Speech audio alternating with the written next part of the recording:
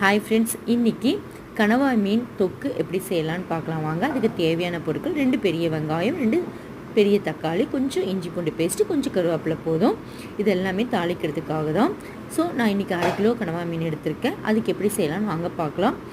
கொஞ்சம் கடைசியாக கார்னிஷ் பண்ணுறதுக்காக கொஞ்சம் அந்த கொத்தமல்லி தழை எடுத்துக்கோங்க.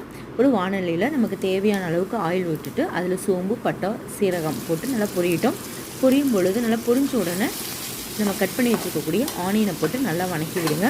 நல்லா வணங்கினதுக்கப்புறம் நம்ம ஆல்ரெடி பேஸ்ட் பண்ணி வச்சுருக்கக்கூடிய இஞ்சி பூண்டையும் ஆட் பண்ணி அதையும் நல்லா ஃப்ரை பண்ணுங்கள். நல்லா கோல்டன் கலர் வர வரைக்கும் ஆட் பண்ணிவிட்டு இது நல்லா ஃப்ரை ஆனதுக்கப்புறம் நம்ம கட் பண்ணி வச்சுருக்கக்கூடிய கொஞ்சம் கருவேப்பிலை ஆட் பண்ணிக்கோங்க. கருவேப்பிலை இந்த டைமில் போடும்பொழுது கொஞ்சம் நல்லா வாசனையாக இருக்கும், ரொம்ப டேஸ்ட்டாக இருக்கும். கருவேப்பிலையும் கொஞ்சம் நிறைய கொஞ்சம் வணக்கி விட்டுட்டு இப்போ கட் பண்ணி வச்சுருக்கக்கூடிய தக்காளி போட்டு தக்காளி வணங்குறதுக்காக கொஞ்சம் சால்ட்டு போட்டு ஆட் பண்ணி வணக்கி விடுங்க. நல்லா தொக்கு கொஞ்சம் கிரேவி ரெடி ஆகிட்டுருக்கு.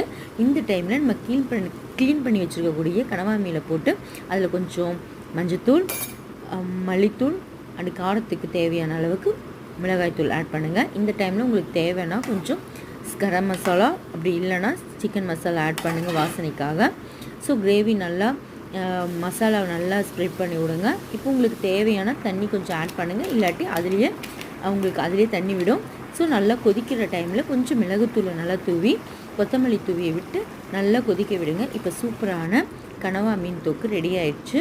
நீங்களும் கண்டிப்பாக செஞ்சு பாருங்கள். இது ரைஸு, தோசை, இட்லி எல்லாத்துக்குமே சூப்பர் காம்பினேஷன். இன்றைக்கி நாங்கள் ரைஸில் தான் சாப்பிட்றோம். நீங்களும் கண்டிப்பாக உங்கள் வீட்டில் செஞ்சு பாருங்கள். தேங்க்யூ. சூப்பராக இருக்கும்.